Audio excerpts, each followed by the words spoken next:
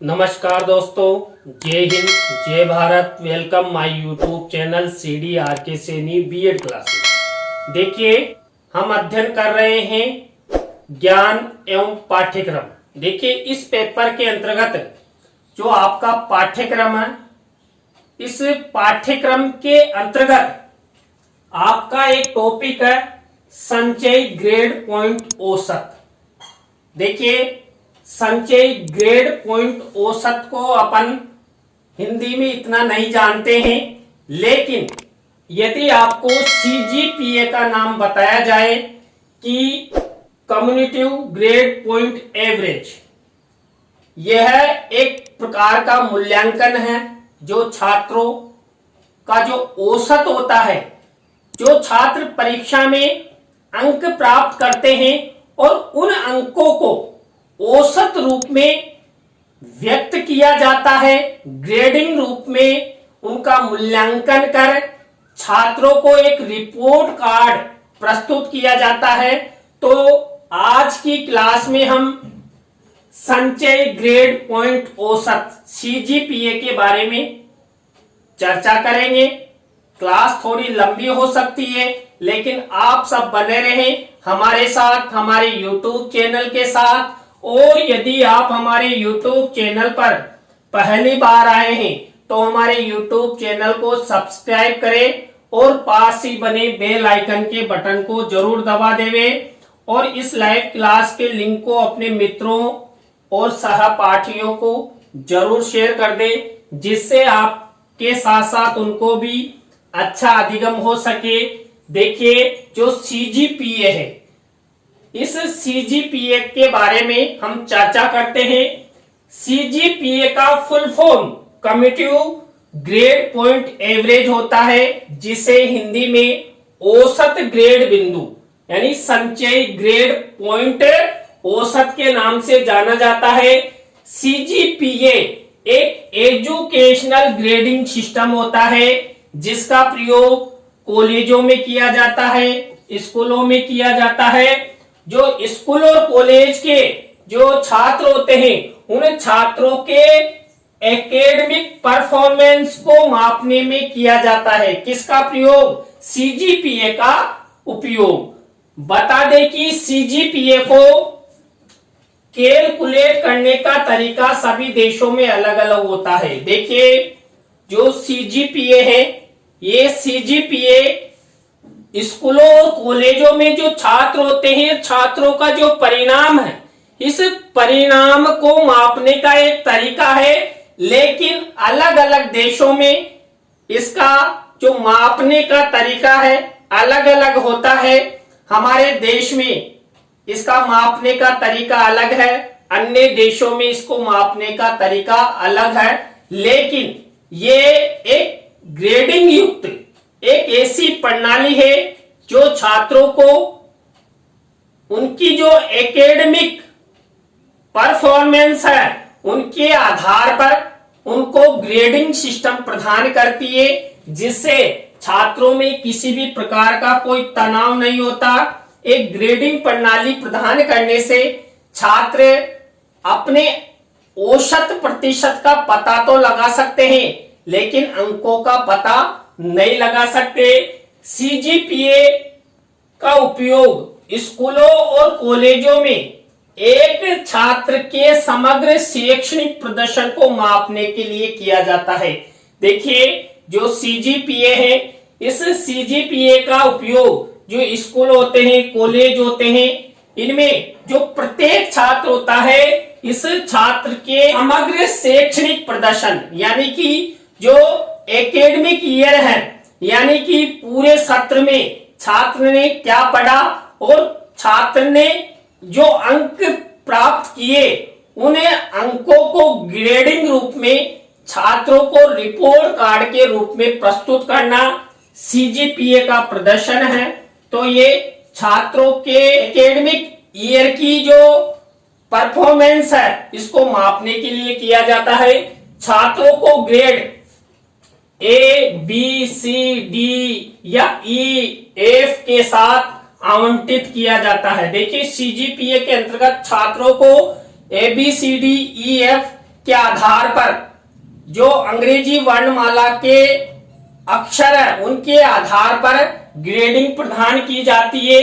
यह दिए गए शैक्षणिक कार्यकाल, देखिए एक शैक्षणिक कार्यकाल होता है।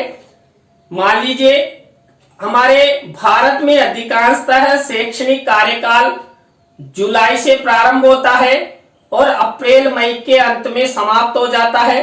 तो इस तरह एक जो शैक्षणिक सत्र होता है, इस शैक्षणिक सत्र या शैक्षणिक कार्यकाल में पाठ्यक्रम पूरा होने के बाद जो सभी सेमेस्टर होते हैं, देखिए सेमेस्टर प्रणाली भी एक परीक्षा ही होती है।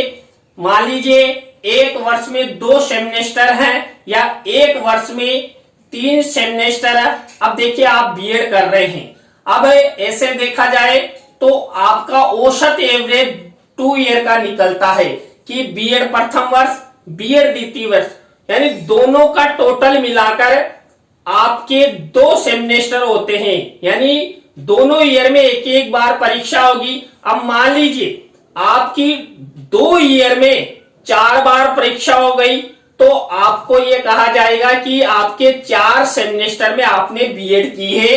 तो ये सेमेस्टर के लिए प्राप्त औसत ग्रेड अंक हैं, ये किसी भी कक्षा के लिए लागू किया जा सकता है।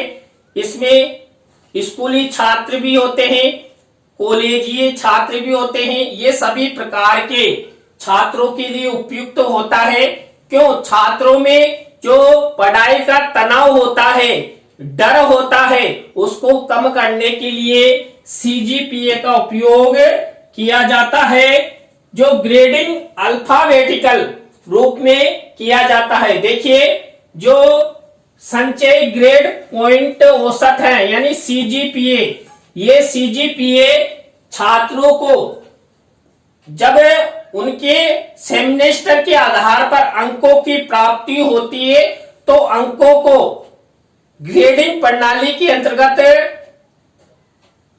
रूपांतरित किया जाता है और छात्रों को जैसे मान लीजिए O grade, A grade, B grade, C grade, D grade, E grade, A grade, तो यहां पर ग्रेडिंग सिस्टम प्रदान किया जाता है।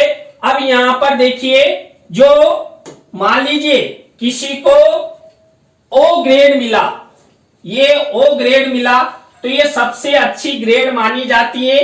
तो यहां पर जो एकेडमिक ईयर में छात्रों का परफॉर्मेंस कैसा रहा उसके आधार पर ये ग्रेडिंग सिस्टम प्रदान किया जाता है।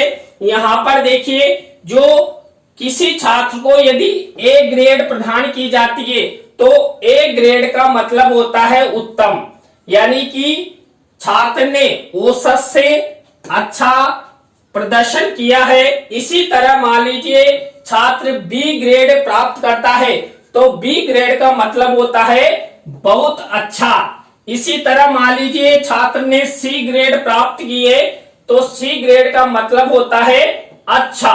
इसी तरह छात्र ने डी ग्रेड प्राप्त की है तो डी ग्रेड का मतलब होता है मध्यम, यानी कि ये औसत माना जाएगा कि ये ना तो फेल की श्रेणी में यानी कि नीचे की श्रेणी में है और ना ही ऊपर की में, मध्यम है यानी औसत रूप में इसने अंक प्राप्त किए हैं। मान लीजिए किसी छात्र को ई ग्रेड मिलता है तो इसका मतलब होता है ये जो मध्यम है, मध्यम को हमने क्या बताया था? औसत। अब ये औसत से कम इसको माना जाएगा कि औसत एवरेज से कम छात्र ने ई ग्रेड के अंतर्गत अंक प्राप्त किए हैं। इसी तरह मान लीजिए छात्र को एफ ग्रेड मिलती है तो एफ का मतलब यहां पर FAIL कि छात्र फेल हो गया है। तो इस तरह छात्रों को अल्फाबेटिकल ये ग्रेडिंग प्रणाली के तहत सीजीपीए के अंतर्गत छात्रों को ग्रेड प्रदान की जाती है जिससे छात्रों में कम तनाव होता है। अब मान लीजिए एक ग्रेड के अंदर देखिए यहां पर ABCDEF ये ग्रेडिंग प्रणालियां हैं, ग्रेडिंग सिस्टम है। तो अब एक ग्रेड के अंतर्गत ही हजारों लाखों विद्यार्थी हो सकते हैं तो आपस में छात्रों में जो शिक्षा के प्रति आपस में घृणाएं या आगे पीछे निकलने की जो होड़ संबंधी जो क्रियाएं प्रचलित थी वो कम होती है। यहाँ पर होड़ नहीं होती है एक दूसरे से। यहाँ पर केवल ग्रेडिंग में जाना होता है कि छात्र ने इस स्तर, देखिए ग्रेडिंग स्तर को हम ये अल्फाबेट होते हैं, ये अल्फाबेट्स मुख्य अंक के रेंज को दर्शाते हैं, यानी कि कितनी रेंज पर है। जैसे मान लीजिए 90 प्लस को ओ दिया जाता है और 80 से 85 को ए दिया जाता है। ये सभी अंक इंस्टीट्यूट के हिसाब से सेट किए जाते हैं। देखिए यहाँ पर मान लीजिए कोई छात्र 90 से अधिक अंक प्राप्त करता है तो उसको ओ ग्रेड दिया जाएगा, यानी ओ ग्रेड का मतलब है सबसे अच्छा, यानी उत्तम से भी अति उत्तम, यानी प्रतिभाशाली इस 90 प्लस वाले छात्र को माना जाएगा। और मान लीजिए किसी छात्र ने 80 से 85 अंक ग्रहण किए हैं तो उसे ए ग्रेड दिया जाएगा, और ए ग्रेड का मतलब होता है उत्तम। तो इस तरह छात्र इस एवरेज के आधार पर जितने अंक प्राप्त करते हैं उसके हिसाब से उनको ग्रेडिंग सिस्टम प्रदान किया जाता है। और एक बात बता दें कि यहाँ पर छात्रों को पता नहीं होता है कि हमने कितने अंक एग्जिट प्राप्त किए हैं, केवल अध्यापक को पता होता है। देखिए यहाँ पर छात्र को जरूर ये पता होता है कि मैंने 80 से 85 के बीच में अंक प्राप्त किए होंगे, क्योंकि यहाँ पर प्रत्येक ग्रेडिंग प्रणाली का एक औसत रेंज बना होता है। यहाँ पर मान लीजिए अभी अब मैंने आपको बताया था 90 प्लस वाले को ओ दिया जाएगा, यानी अति उत्तम से भी प्रतिभाशाली मान सकते हैं। किसी को ए दिया जाएगा तो वह उत्तम माना जाएगा। तो ये केवल अध्यापकों को पता होता है। छात्र द्वारा बोर्ड परीक्षा परिणाम प्रतिशत के रूप में जानने हेतु सबसे पहले सीजीपीए को प्रतिशत में बदलना होगा। देखिए मान लीजिए कोई छात्र को ग्रेडिंग मिलती है और ग्रेडिंग के आधार पर वो ये जानना चाहता है कि मुझे कितना प्रतिशत अंक प्राप्त हुआ है, तो इसको यानी कि प्रतिशत को जानने हेतु सबसे पहले अपना जो सीजीपीए है, जो इसको ग्रेडिंग प्रणाली के तहत ग्रेडिंग प्राप्त हुआ है, उसको प्रतिशत में बदलना होगा। तब जाकर वो क्या करेगा, उसका प्रतिशत उसे पता लग पाएगा। यहाँ हमने सीजीपीए और सीजीपीए ग्रेड से प्रतिशत की गणना के तरीके के बारे में पूरी विधि देखिए अभी मैं बताऊंगा कि आप सीजीपीए की ग्रेडिंग प्रणाली को प्रतिशत में कैसे बदलते हैं। तो सीजीपीए को निकालने का तरीका देखिए। मान लीजिए आपके 4 सेमेस्टर हैं और 4 सेमेस्टर में जो आपको अंक मिले, मान लीजिए फर्स्ट सेमेस्टर में आपने 8, द्वितीय सेमेस्टर में 9, थर्ड सेमेस्टर में 8, फोर्थ नंबर का जो सेमेस्टर है उसमें 9 अंक प्राप्त किए, यानी कि 4 सेमेस्टर में आपने ये अंक प्राप्त किए। जब इनका सीजीपीए निकालना हो तो हमें क्या करना होता है। देखिए सबसे पहले हमें जो ये चारों सेमेस्टर में जो हमें अंक मिले, इन्हें चारों सेमेस्टर के अंकों को जोड़ लेते हैं। देखिए यहाँ 8 प्लस 9 प्लस 8 प्लस 9 यानी कुल टोटल 34 हो गए। अब यहाँ पर कितने सेमेस्टर हैं, 1 2 3 4, तो 4 सेमेस्टर हैं, तो चारों सेमेस्टर का डिवाइड यहाँ पर 4 से कर दिया जाएगा, यानी 34/4। तो यहाँ पर सीजीपीए कितना आ जाएगा, ये हमारा सीजीपीए निकला कि 8.5 औसत एवरेज निकला, ये सीजीपीए माना जाएगा। तो यहाँ पर आपने समझ लिया कि सीजीपीए को प्रतिशत में किस तरह बदल सकते हैं। तो यहाँ पर प्रतिशत में बदलने हेतु हम सीजीपीए को ज्ञात करते हैं। सीजीपीए पूरे विषयों के ग्रेड अंक के फाइनल एवरेज को देता है। जिसमें अतिरिक्त विषय को शामिल नहीं किया जाता। मान लीजिए आप जो एकेडमिक ईयर में जो विषय का अध्ययन करते हैं उन विषयों में आपके मेन विषय क्या क्या माने जाते हैं। मान लीजिए हिंदी, अंग्रेजी, गणित, विज्ञान आदि जो कितने विषय हैं उनके आधार पर ये सीजीपीए का औसत एवरेज प्रदान किया जाता है और अतिरिक्त जो विषय होते हैं उनको इसमें शामिल नहीं किया जाता है। सीजीपीए की प्रतिशत मान निकालने के लिए सीजीपी को 9.5 से गुणा किया जाता है। देखिए अभी हमने जो सीजीपीए निकाला कितना आया था 8.5। कितने सेमेस्टर में? देखिए 4 सेमेस्टर थे। उन 4 सेमेस्टर में जो अंक प्राप्त किए थे उनका जो औसत एवरेज है 8.5 आया था। तो यहाँ पर हम यदि प्रतिशत का मान निकालना चाहते हैं तो इसे 9.5 से गुणा किया जाता है। उदाहरण के लिए देखिए किसी स्टूडेंट का सीजीपीए 8.5 है। देखिए अभी अभी हमने जो उदाहरण के माध्यम से सीजीपीए निकाला वो 8.5 था। तो यहाँ पर प्रतिशत अंक देखिए कितना 8.5 गुना 9.5 जब हम गुणा करेंगे मल्टीप्लाई तो यहाँ पर 80.75 80.75 उसका प्रतिशत बनेगा। तो यानी इस छात्र को 80.75 अंक हासिल हुए हैं। अब यहाँ पर हमने सबसे पहले सीजीपीए निकालना और सीजीपीए के आधार पर प्रतिशत निकालना हमने सीख लिया है। 9.5 से हम गुणा करते हैं किसको? सीजीपीए को। अब यहाँ पर सीजीपी को 9.5 से यहाँ पर गुणा किया जाता है। जब प्रतिशत यहाँ पर छात्र की पता लग सकती है कि छात्र ने कितना अंक प्राप्त किया है।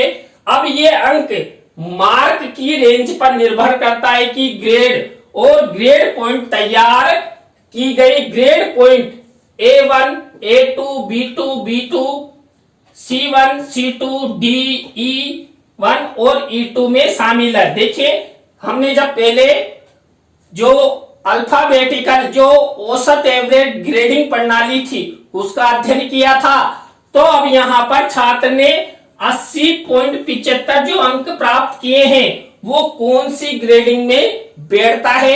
ये एक औसत एवरेज पहले से ही एक सिस्टम से लगा हुआ होता है।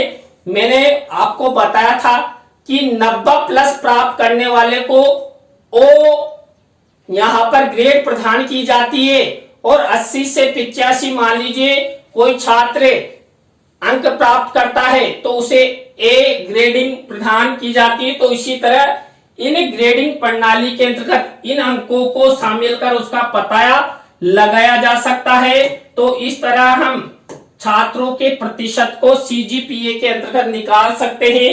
केंद्रीय माध्यमिक शिक्षा बोर्ड द्वारा सीजीपीए के रूप में कक्षा 10 और 12 का जो सीबीएसई परिणाम की घोषणा है वो छात्रों के रिपोर्ट कार्ड में जो सीजीपीए का उल्लेख किया जाता है वो इसी आधार पर किया जाता है। हमारे भारत में स्तर की यानी सीबीएसई के अंतर्गत ये सीजीपीए के माध्यम से ही औसत एवरेज छात्रों को प्रदान किया जाता है। सीजीपीए एक छात्र के सभी विषयों में हासिल नंबरों का फाइनल औसत बता देता है कि सीजीपीए के माध्यम से छात्र ने ए ग्रेड प्राप्त की, बी ग्रेड प्राप्त की, सी ग्रेड प्राप्त की या फेल हुआ। तो ग्रेडिंग आधार पर मान लीजिए किसी छात्र को ई ग्रेड मिल जाती है तो उसे पता लग जाएगा कि वो फेल हो गया है। तो इस आधार पर जो छात्र होते हैं तो एक पूरे सत्रांत में जितने सेमेस्टर होते हैं उन सेमेस्टर के आधार पर छात्रों का परफॉर्मेंस देखकर ये सीजीपीए निर्धारित किया जाता है। इसका उपयोग शैक्षिक संस्थानों या संभावित नियोक्ताओं द्वारा विभिन्न आवेदकों का आकलन करने के लिए भी किया जा सकता है। देखिए शिक्षा संस्थानों के साथ साथ मान लीजिए अन्य क्षेत्रों में भी हम सीजीपीए का औसत निकाल सकते हैं और लोगों को ग्रेडिंग प्रदान कर सकते हैं। सीजीपीए ग्रेड को प्रतिशत में जानने के बाद छात्रों को कॉलेज में प्रवेश पाने और आगे नौकरी पाने में मदद मिलती है। देखिए, हमने अभी सीजीपीए का जो प्रतिशत में रूपांतरित करना आपको बताया, तो छात्रों को पता लग जाता है कि मुझे कितना प्रतिशत अंक प्राप्त हुआ है। तो इस आधार पर मान लीजिए छात्र कॉलेज में प्रवेश लेना चाहता है या नौकरी में उसे प्रतिशत की आवश्यकता है, तो इस तरह जो अभी हमने उदाहरण के माध्यम से आपको बताया था कि सीजीपीए ज्ञात करते हैं और सीजीपीए को 9.5 से गुणा करने पर उसका प्रतिशत प्राप्त हो जाता है। तो यहाँ पर कॉलेज और नौकरी पाने में छात्रों को बहुत सुविधा होती है। सीजीपीए ग्रेड प्रतिशत साक्षात्कार और शॉर्ट लिस्टिंग प्रक्रिया में भी कक्षा 10 और 12 में महत्वपूर्ण भूमिका निभाते हैं। देखिए, जो सीजीपीए के माध्यम से जो हमें प्रतिशत निकालते हैं, ये प्रतिशत जो मान लीजिए किसी छात्र का साक्षात्कार हम पता करते हैं, साक्षात्कार लेते हैं तो हमें पता लग जाता है कि इसकी कितनी प्रतिशत है। और शॉर्ट लिस्टिंग यानी कि इस तरह के अनुसार लिस्टिंग में छात्रों का नाम ऊपर नीचे करने में भी जो सीजीपीए है इसके माध्यम से पता लग जाता है। कक्षा 10 और 12 में जो छात्रों को सीजीपीए के माध्यम से ग्रेडिंग प्रणाली मिलती है, ये छात्रों के लिए अति महत्वपूर्ण होती है। छात्र अपनी ताकत और कमजोरियों को माप सकते हैं, किसके माध्यम से? सीजीपीए के माध्यम से। जब वो अपना प्रतिशत निकालेंगे 9.5 से जो सीजीपीए है उसकी गुणा करेंगे तो उन्हें प्रतिशत पता लग जाएगा। तो छात्र अपनी ताकत और कमजोरी, वो कितना प्रतिभाशाली है, कितना औसत है आदि के बारे में उसे पता लग जाएगा। सीजीपीए उच्च अंक प्राप्त करने के दबाव को कम करता है। देखिए, पहले छात्रों में आपस में होड़ हुआ करती थी। कक्ष के छात्र आपस में दुश्मन हुआ करते थे कि मुझे कक्षा 10 कक्षा 12 में इस तरह अंक लाने हैं और तेरे से तो अच्छे लाने। तो आपस में प्रतिद्वंदता के चलते छात्रों में आपस में घृणा हो जाती थी, कई बार लड़ाई झगड़े आदि की नौबत भी आ जाती थी। तो उच्च अंक लाने की जो नौबत है वो बिल्कुल समाप्त कर दी गई और जो छात्रों के ऊपर दबाव तनाव था वो भी सीजीपीए के माध्यम से खत्म हुआ। तो देखिए, आज की क्लास में हमने संचयी ग्रेड पॉइंट औसत यानी कि सीजीपीए के बारे में अध्ययन किया। आज की क्लास आपको कैसी लगी कमेंट्स में हमें जरूर बताएं। अच्छी लगी हो तो लाइक करना, कमेंट्स करना, शेयर जरूर करना। दोस्तों, आप हमारी वीडियो को शेयर करते हैं तो मुझे भी मनोबल मिलता है। मुझे लगता है मेरे प्रशिक्षणार्थी मेरा सहयोग कर रहे हैं, तो अधिक से अधिक आप वीडियो को शेयर किया करो। नए टॉपिक के साथ हम आपसे फिर मिलेंगे CDRK Saini BEd classes YouTube channel पर, और आप अंत तक हमारी लाइव क्लास से जुड़े रहे। इसलिए आप सबको बहुत बहुत धन्यवाद। जय हिंद, जय भारत, राम राम।